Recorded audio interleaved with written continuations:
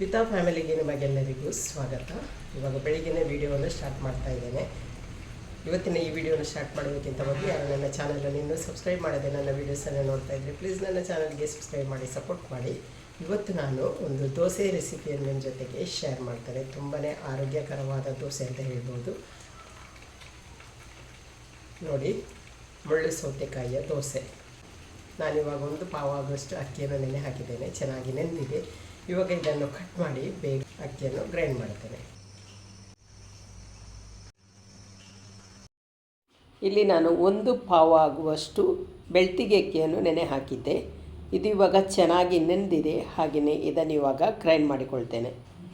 ಹಾಗೆ ಇದನ್ನು ನೈಸಾಗಿ ಗ್ರೈಂಡ್ ಮಾಡಿಕೊಳ್ಬೇಕು. ಹಾಗೆ ಈ ಒಂದು ಪಾವು ಅಕ್ಕಿಗೆ ಬೇಕಾಗುವಷ್ಟೇ ನಾನಿಲ್ಲಿ ಮುಳ್ಳು ಸೌತೆಯನ್ನು ಕೂಡ ಕಟ್ ಮಾಡಿ ರೆಡಿ ಮಾಡಿ ತೊಗೊಂಡಿದ್ದೇನೆ. ಸ್ವಲ್ಪ ಜಾಸ್ತಿ ಕೂಡ ಹಾಕ್ಬೋದು, ಆದರೆ ನಾನಿಲ್ಲಿ ಒಂದು ಪಾವು ಅಕ್ಕಿಗೆ ಒಂದು ಕಪ್ ಆಗುವಷ್ಟು ನಾನಿಲ್ಲಿ ಮುಳ್ಳು ಸೌತೆಯನ್ನು ಕಟ್ ಮಾಡಿ ತೊಗೊಂಡಿದ್ದೆ, ಅದನ್ನು ಹಾಕ್ತೇನೆ.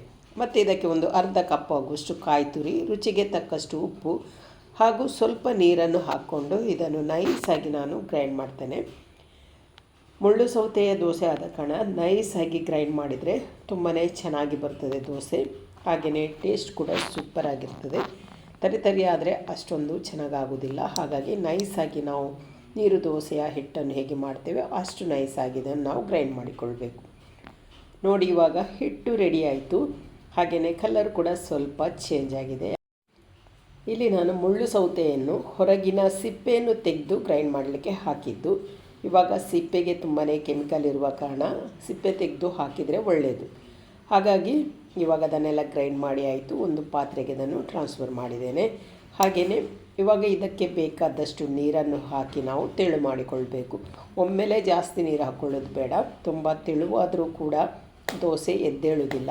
ಹಾಗಾಗಿ ಸ್ವಲ್ಪನೇ ನೀರನ್ನು ಹಾಕಿ ನಾವು ಇದನ್ನು ಮಿಕ್ಸ್ ಮಾಡಿಕೊಳ್ಬೇಕು. ಹಾಗೆಯೇ ಈ ಹಿಟ್ಟು ನೀರು ದೋಸೆಯಷ್ಟು ತೆಳುವಾಗಿರಬಾರ್ದು, ಅದಕ್ಕಿಂತ ಸ್ವಲ್ಪ ದಪ್ಪ ಇದ್ದರೆ ಸಾಕು. ತುಂಬ ತೆಳು ಮಾಡಿದರೆ ದೋಸೆ ಕೂಡ ಇಡಲಿಕ್ಕಿಲ್ಲ. ಇವಾಗ ನಾನು ಇದಕ್ಕೆ ಒಂದು ಸೀಕ್ರೆಟ್ ಆದ ಇಂಗ್ರೀಡಿಯೆಂಟ್ಸ್ ಹಾಕ್ತೇನೆ. ಯಾಕೆಂದರೆ ಇದು ಒಂದು ಶೈನಿಂಗ್ ಆಗಿ ಬರ್ತದೆ. ಇದೇ ನೋಡಿ, ನಾನಿಲ್ಲಿ 2 ಟೀ ಸ್ಪೂನ್ ಆಗುವಷ್ಟು ಇಲ್ಲಿ ನಾನು ತೆಂಗಿನ ಎಣ್ಣೆಯನ್ನು ಹಾಕ್ತಾಯಿದ್ದೇನೆ.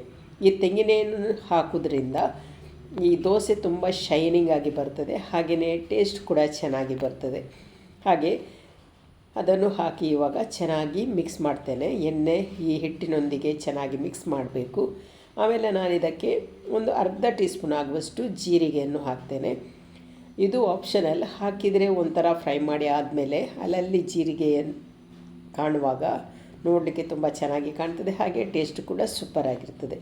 ಹಾಗೆ ಇವಾಗ ನೋಡಿ, ಕರೆಕ್ಟಾಗಿ ನಾನು ಇದನ್ನು ಮಿಕ್ಸ್ ಮಾಡಿಕೊಂಡೆ. ಇದಕ್ಕೆ ಬೇಕಾದಷ್ಟೇ ಸ್ವಲ್ಪ ನೀರನ್ನು ಹಾಕಿ ಇದನ್ನು ಮಿಕ್ಸ್ ಮಾಡಿ ರೆಡಿ ಮಾಡಿದೆ.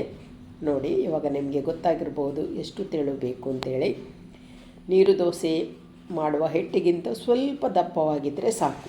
ನೋಡಿ, ಇವಾಗ ಅಕ್ಕಿಯನ್ನು ಗ್ರೈಂಡ್ ಮಾಡಿ ಆಯಿತು. ಇನ್ನು ಬೇಗನೆ ದೋಸೆಯನ್ನು ಮಾಡ್ತೇನೆ.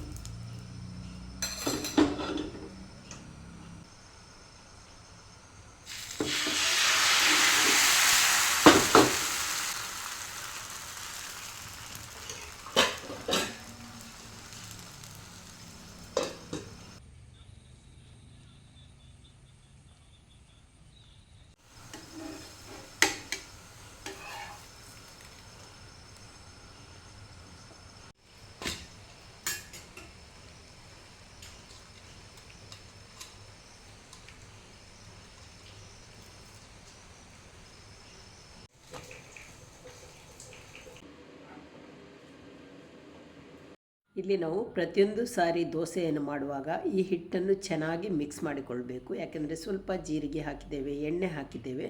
ಇದು ಎಲ್ಲ ಚೆನ್ನಾಗಿ ಮಿಕ್ಸ್ ಮಾಡಿಕೊಂಡೇ ನಾವು ದೋಸೆಯನ್ನು ಮಾಡಬೇಕು.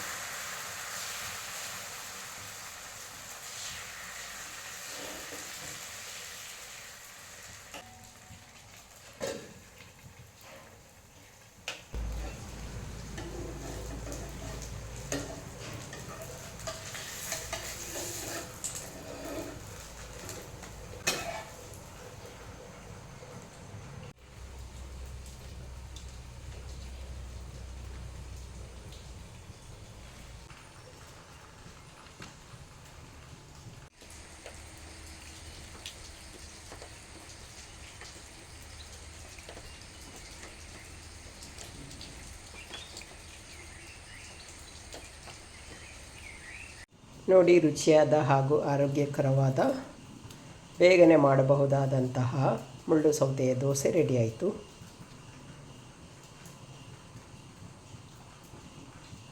ಸಾಂಬಾರಿನೊಂದಿಗೆ ಕೂಡ ತಿನ್ಬೋದು, ಚಟ್ನಿಯೊಂದಿಗೆ ಕೂಡ ತಿನ್ಬೋದು. ಬೆಳಿಗ್ಗೆಗೆ ಏನು ತಿಂಡಿ ಮಾಡೋದು ಅನ್ನೋ ಒಂದು ಚಿಂತೆ ಇದ್ದೇ ಇರ್ತದೆ. ಮನೆಯಲ್ಲೊಂದು ಮುಳ್ಳು ಸೌತೆ ಇದ್ದರೆ ನಾವು ಮೊದಲಿನ ರಾತ್ರಿ ಅಕ್ಕಿಯನ್ನು ನೆನೆ ಹಾಕಿದರೆ ಬೆಳಿಗ್ಗೆ ಎದ್ದು ನಮಗೆ ಬೇಗನೆ ಮುಳ್ಳು ಸೌತೆಯ ದೋಸೆಯನ್ನು ಮಾಡ್ಬೋದು. ನೋಡಿ, ಟೇಸ್ಟ್ ಸೂಪರಾಗಿದೆ. ಅದೇ ರೀತಿ ಪರಿಮಳ ಕೂಡ ತುಂಬಾ ಚೆನ್ನಾಗಿದೆ. ಹಾಗೆ ನೀವು ಕೂಡ ಇದೇ ರೀತಿ ಒಮ್ಮೆ ಟ್ರೈ ಮಾಡಿ ನೋಡಿ.